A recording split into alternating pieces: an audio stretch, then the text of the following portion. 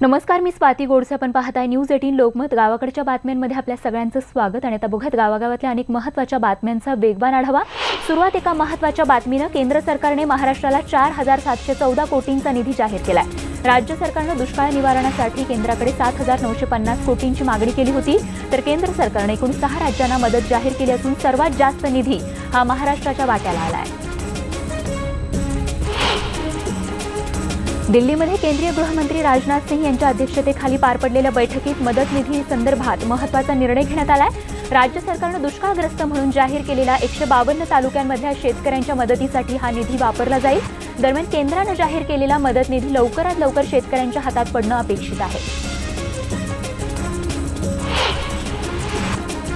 यापुढे लोकायुक्त खुद्द मुख्यमंत्र्यांची देखील इन कॅमेरा चौकशी करू शकतात, कारण मुख्यमंत्री आणि विरोधी पक्षातील नेत्यांना लोकायुक्तांच्या चौकशीच्या कक्षेत आणण्यासंदर्भात कायद्यातल्या सुधारणांना मंजुरी देण्यात आली आहे. आज पार पडलेल्या राज्य मंत्रिमंडळाच्या बैठकीत लोकायुक्त उपलोकायुक्त अधिनियमात सुधारणा करण्यास मंत्रिमंडळानं हिरवा कंदील दाखवलाय.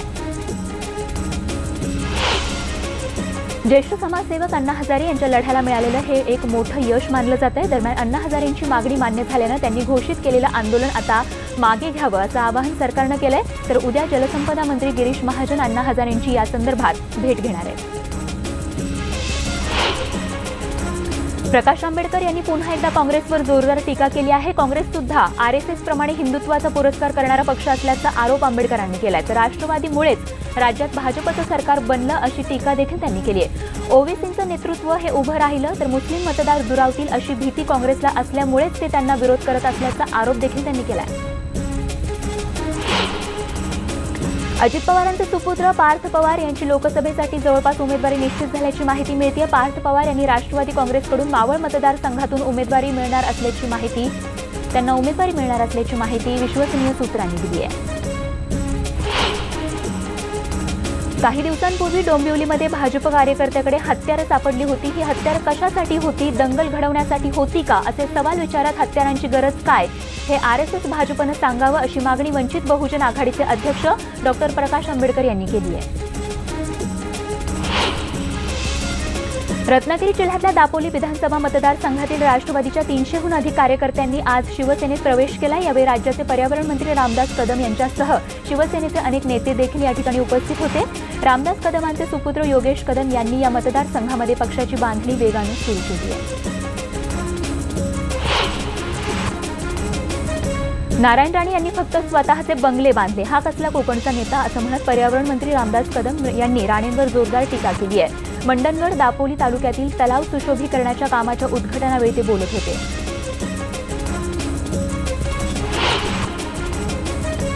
नांदेड लोकसभा निवडणुकीत समाजवादी पार्टी उमेदवार देणार असल्याची माहिती पक्षाच्या स्थानिक नेत्यांनी पत्रकार परिषदेत दिली. राज्यात काँग्रेससोबत आघाडी करण्याचा समाजवादी पार्टीचा विचार होता, मात्र काँग्रेसने कुठलीही ठोस भूमिका न घेता समाजवादी पार्टीला झुलवत ठेवलं असं अबू आझमी यांनी म्हटलंय.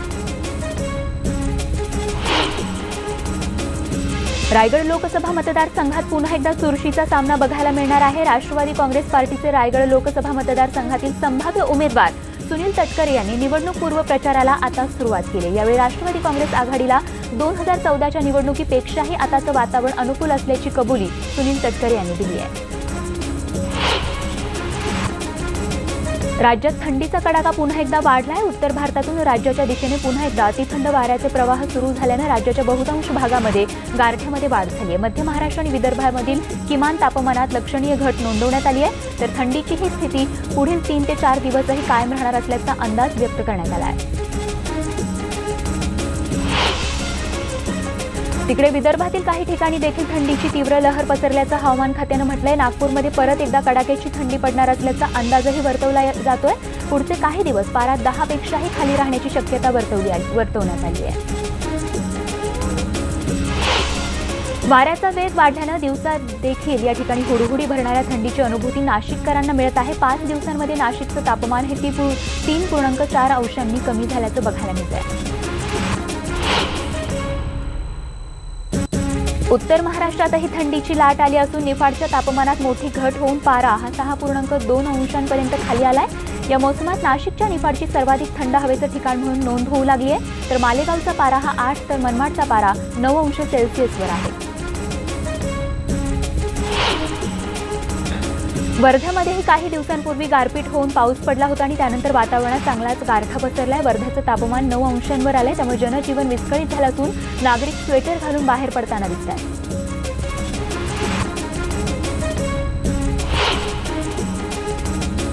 धुळे शहरासह जिल्ह्यात तापमान पुन्हा एकदा नीचांकी नोंदवलं गेलं आहे। प्रचंड गार वाऱ्यामुळे लहान मुलं आणि वृद्धांना घराबाहेर पडणं मुश्किल झालंय। विशेष म्हणजे एकाच हंगामात दोनदा धुळे शहराचा पारा खाली आलाय। गेल्या 2 दिवसांपासून चंद्रपूर आणि गडचिरोली जिल्ह्याला पावसानं झोडपून काढल्यानं रब्बीच्या पिकांना याचा मोठा फटका बसला आहे। चंद्रपूर जिल्ह्यात तर वारा आणि गारपिटीचा मारा, त्यामुळे गहू, हरभरा, वांगी, मिरची, टोमॅटो, कापसाचं पीक अक्षरशः भुईसपाट झालंय। तेलंगणाच्या सीमावर्ती भाग असलेल्या सिरोंचा अहेरी तालुक्यात देखील मोठं नुकसान झालंय। इतकंच नाही तर वाळत घातलेल्या शेकडो क्विंटल मिरच्या झाकून ठेवूनही भिजल्या आहेत, त्यामुळे त्या खराब होण्याच्या मार्गावर आहेत। 5 दिवसांपासून चंद्रपूर जिल्ह्यात ढगाळ वातावरण आहे, त्यामुळे इथे पिकांवर रोगांचा प्रादुर्भाव वाढलाय, त्यामुळे शेतकरी हवालदिल झालाय।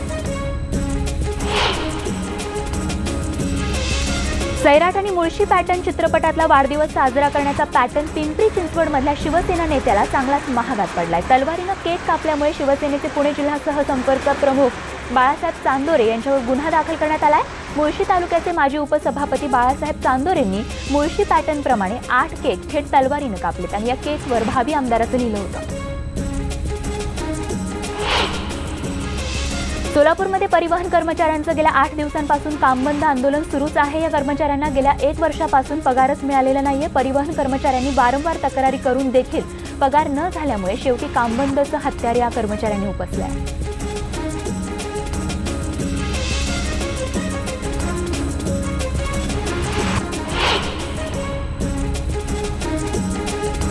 यवतमाळ वणी मार्गावर असलेल्या मारेगाव बस स्थानकामध्ये अनेक समस्या असल्यानं प्रवाशांना त्याचा त्रास सहन करावा लागतो, त्यामुळे ग्रामस्थ आक्रमक झालेले बघायला मिळाले। बस स्थानकामध्ये स्वच्छतागृहांसह अनेक गोष्टींची वानवा असल्यानं ग्रामस्थांनी बस अडवून आपला संताप व्यक्त केला। महाडमध्ये 18 गावं आणि 29 वाड्यांमधील ग्रामस्थ पाण्यासाठी आक्रमक झाले। थकीत पाणीपट्टीमुळे शासकीय अधिकाऱ्यांनी ग्रामस्थांमध्ये हा वाद निर्माण झाला। महाड औद्योगिक वसाहतींमुळे सावित्री नदीचं पाणी आणि पारंपरिक पाण्याचे स्रोत प्रदूषित झाले, त्यामुळे ग्रामस्थ आणि अधिकाऱ्यांमध्ये शाब्दिक चकमक झाली।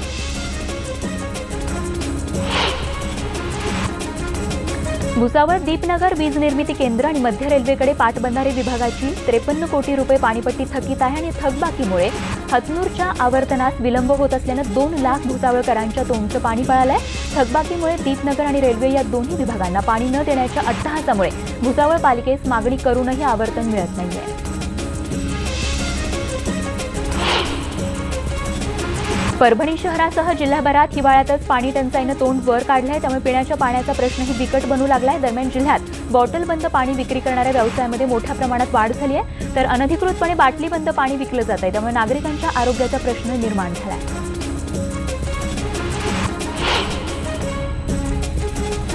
बुलढाणा जिल्ह्यातील खामगाव शहरात जडीबुटी विकणाऱ्या महिलेसह तिच्या पतीला मद्यधुंद पोलिसांनी मारहाण केल्याची घटना घडली आहे। या प्रकरणी महिलेच्या तक्रारीवरून पोलिसांविरोधात या ठिकाणी गुन्हा दाखल करण्यात आला आहे।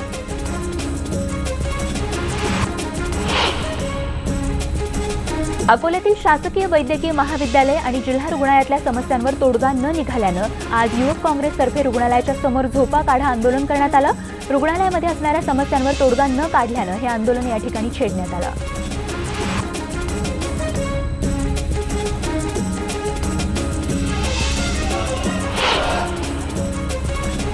जालना जिल्हा भाजपच्या रावसाहेब भवर यांनी काल शेतकरी कुटुंबाला मारहाण केल्याचा व्हिडिओ व्हायरल झाला होता। दरम्यान या प्रकरणी टेंभुर्णी पोलिसांनी रावसाहेब भवर याला अटक केली आहे, तर त्याच्यावर मोक्का अंतर्गत कारवाई करावी या मागणीसाठी पीडित कुटुंब आणि गावकऱ्यांच्या वतीनं आज पोलीस ठाण्यावर मोर्चा काढण्यात आला।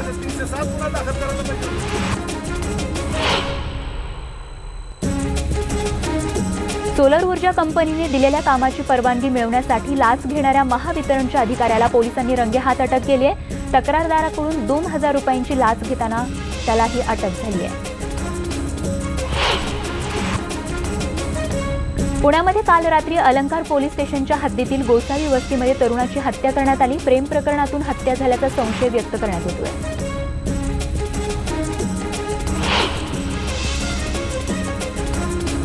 नाशिकमध्ये वारकऱ्यांच्या दिंडीचा आवाज पोलिसांनी बंद केल्याचा प्रकार समोर आलाय। गंगापूर रोडवर पोलीस आयुक्त कार्यालयाच्या परिसरातून जाणाऱ्या या दिंडीला ध्वनी प्रदूषणाचं कारण देत आवाज बंद करण्यास सांगण्यात आलं।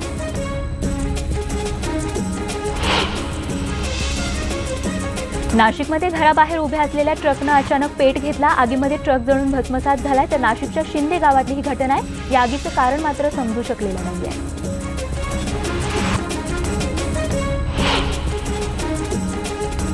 कोल्हापूर शहरातील होली क्रॉस शाळेत युवा सेना तोडफोड प्रकरणी आज जिल्हाधिकारी कार्यालयावर विद्यार्थी, शिक्षक आणि पालकांनी मोर्चा काढला।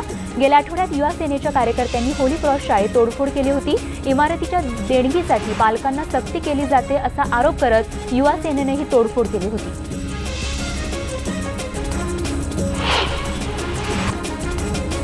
दोन 2018 सालामध्ये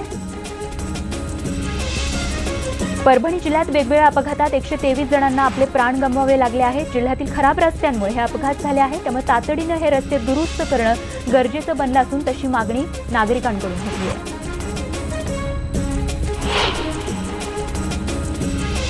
भुसावळ शहरातील खडका रोडवरच्या नेमाडे कॉलनीतील एका विद्युत रोहित्राला आज सकाळी 11:30च्या सुमारास अचानक आग लागली। गावकऱ्यांनी तातडीनं माती आणि रेती टाकून ही आग विझवल्यानं अनर्थ टळलाय।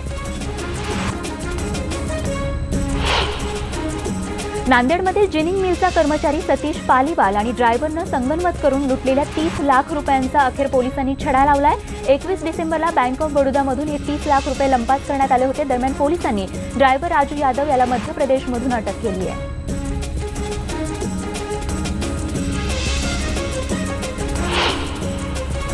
बेकायदेशीर मुरुम उत्खनन आणि वाहतूक करणाऱ्यांवर कारवाई करण्यासाठी गेलेल्या नगरच्या प्रांताधिकारी उज्ज्वला गाडेकर यांच्यावर हल्ला करण्यात आला। गाडेकर आणि त्यांच्या पथकातील कर्मचाऱ्यांच्या अंगावर डंपर घालून दगडफेक करून त्यांना जीवे मारण्याचा प्रयत्न या ठिकाणी करण्यात आला।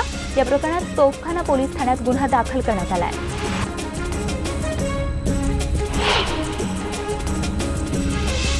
कोणतीही डिग्री नसताना देखील डॉक्टर असल्याचं भासवून ग्रामीण भागातील रुग्णांच्या जीवाशी खेळणाऱ्या आरोपीला नांदगाव पोलिसांनी अटक केली आहे। रतन चक्रवर्ती असं या बोगस डॉक्टरचं नाव आहे। तर 8वी पर्यंत शिकलेला रतन हा रुग्णांवर उपचार करत असल्याची धक्कादायक माहिती समोर आली आहे। हिंगोली जिल्ह्यात पाण्याच्या शोधात असलेली एक नीलगाय 30 फूट खोल विहिरीत पडली। विहिरीमध्ये असलेल्या चिखलामुळे ही नीलगाय जास्तच बिथरली। गोजेगाव शिवारात माळरानावरच्या धामनद्रा भागातला हा प्रकार आहे। हा प्रकार आजूबाजूच्या लोकांच्या लक्षात आल्यावर वन विभागाच्या मदतीनं दोरी आणि जाळीच्या मदतीनं या नीलगाईला या ठिकाणी बाहेर काढण्यात यश आलंय।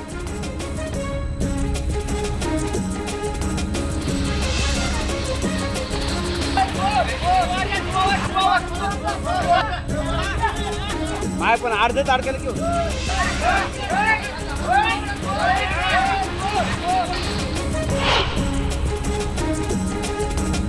खेड तालुक्यातील कळमणी उपजिल्हा रुग्णालयाच्या आवारामध्ये बांधलेल्या उद्यानाचा लोकार्पण सोहळा नुकताच पार पडला। स्वामी विवेकानंद चॅरिटेबल ट्रस्ट आणि एक्सेल इंडस्ट्रीजच्या वतीनं या उद्यानाचं बांधकाम करण्यात आलंय। तर राष्ट्रीय उद्यान असं या उद्यानाचं नामकरण करण्यात आलंय।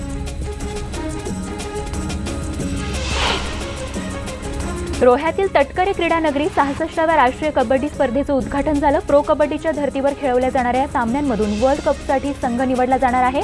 तर हे सामने सलग 3 दिवस खेळवले जाणार असून 31 जानेवारीला सामन्याची सांगता होणार आहे।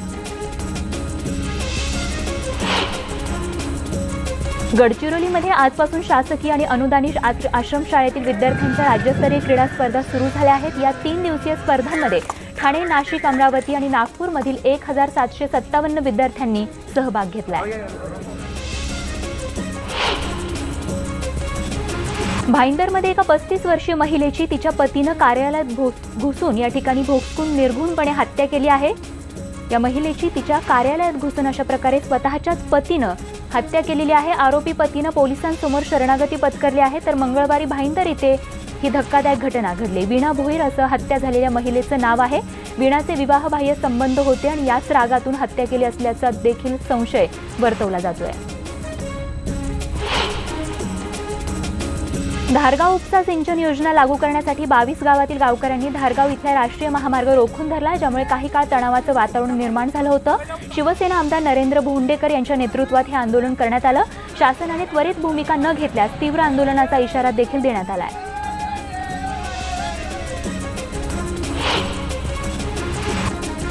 नाशिकच्या कळवण तालुक्यातील अनेक भागात 2 दिवसांपासून भूकंपाचे धक्के जाणवत आहेत. त्यामुळे सध्या इथल्या ग्रामस्थांमध्ये भीतीचं वातावरण पसरलं असून परिसरातील रहिवाशांना कडाक्याच्या थंडीतही घराबाहेर जागून रात्र काढावी लागतेय.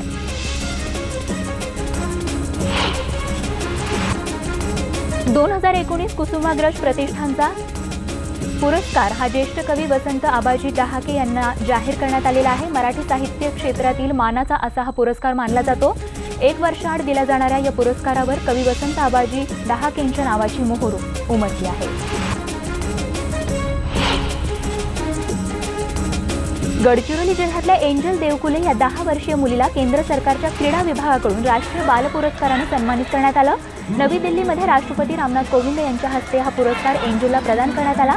सोबतच पंतप्रधान नरेंद्र मोदी यांच्याकडून एंजलनं पाठीवर कौतुकाची छापही मिळवली आहे.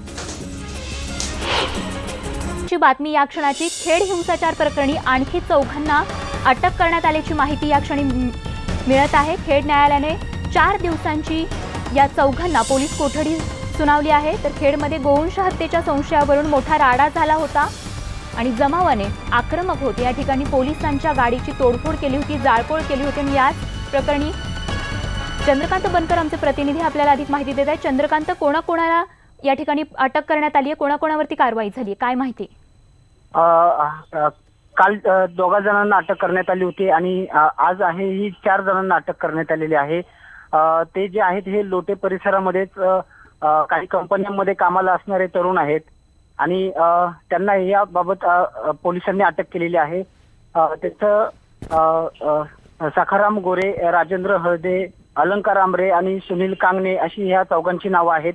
त्याच परिसरातले आहेत आणि पोलिसांनी ज्या वेळेला ही दंगल झाली, हिंसाचार झाला, पोलिसांच्या गाड्या पेटवल्या गेल्या, त्यावेळेला जे उपलब्ध सीसीटीव्ही फुटेज आणि काही त्याच जमावाने व्हायरल केलेले फोटो होते, त्याच्यावरून त्यांनी ओळख पटवून पोलिसांनी ही कारवाई केली आहे. आणि अजून ही नजरेआड असणारे जे संशयित आरोपी आहेत त्यांना पकडण्यासाठी ठिकठिकाणी पोलीस पथके देखील रवाना करण्यात आली. अगदी चंद्रकांत, एकूणच हिंसक वळण या आंदोलनाला लावलेल्या त्या कार्यकर्त्यांना आणि आंदोलनकर्त्यांवरती आता कारवाई करण्यास पोलिसांनी सुरुवात केली. बातमीसह गावाकडच्या बातम्यांमध्ये वेळ झाली तेच थांबण्याची. मात्र ताज्या बातम्यांसह लगेचच भेटतो. बघत राहा फक्त न्यूज 18 लोकमत.